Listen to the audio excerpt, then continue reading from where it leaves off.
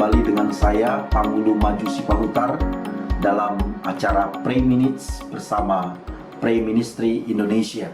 Di dalam kesempatan yang berbahagia ini, kita akan sama-sama kembali belajar dari firman Tuhan yang terambil dari Habakuk pasal yang kedua, ayat yang pertama sampai dengan ayat yang kelima. Di dalam Habakuk pasal yang kedua, kita melihat bagaimana Nabi Habakuk itu berkata kepada Tuhan, "Aku mau berdiri di tempat pengintaianku dan berdiri tegak di menara.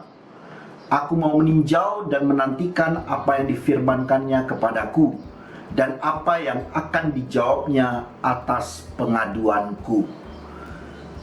Teman-teman yang terkasih di dalam Tuhan Yesus Kristus, latar belakang daripada ayat ini keluar karena di dalam pasal 1 ayat yang kedua sampai dengan ayat yang ketiga dan juga ayat yang ke-13 ditunjukkan kepada kita bahwa Nabi Habakuk melihat kejahatan, melihat penindasan, melihat ketidakadilan merajalela di tempat di mana ia tinggal.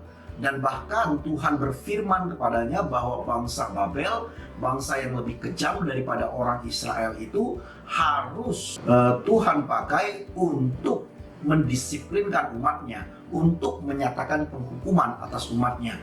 Nabi Habakuk kembali berseru dan menyatakan di mana keadilan Allah. Kenapa Allah berdiam diri ketika segala sesuatu itu merajalela? Tetapi dengan satu sikap yang tepat, yaitu satu sikap yang penuh dengan kesabaran, ia terus menantikan janji Tuhan. Digambarkan kepada kita bagaimana ia berkata bahwa ia mau berdiri di tempat pengintaian dan berdiri tegak di menara. Sering sekali menara jaga atau menara pengintaian ketika itu dikaitkan dengan nabi-nabi dalam perjanjian lama. Ya, kita melihat bagaimana nabi-nabi tersebut datang di hadapan Tuhan, menanti firman Tuhan, menanti jawaban yang Tuhan berikan dengan penuh kesabaran. Benar saja, di dalam ayat-ayat yang berikut kita dapat melihat dari ayat 2 sampai dengan ayat yang kelima bagaimana Nabi Habakuk menerima jawaban dari Tuhan. Jawaban yang diberikan oleh Tuhan kepada Nabi Habakuk berkaitan dengan keluhan-keluhan yang dia naikkan, bahwa Tuhan tidak akan pernah tinggal diam. Tuhan tidak akan pernah berlambat-lambat. Tuhan tidak akan membiarkan orang-orang sombong menegakkan kepalanya, membusungkan dadanya. Yang menarik, Tuhan berkata bahwa tetapi orang-orang benar, orang-orang yang lurus hatinya, itu akan hidup oleh percayanya.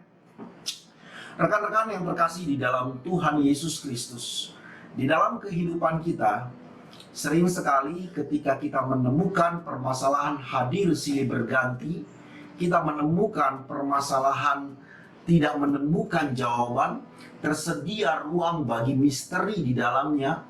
Sering sekali kita lihat penindasan, kita lihat ketidakadilan yang hadir di hadapan kita, yang hadir di sekeliling kita. Kita selalu bertanya, Tuhan, mengapa Engkau izinkan ini terjadi?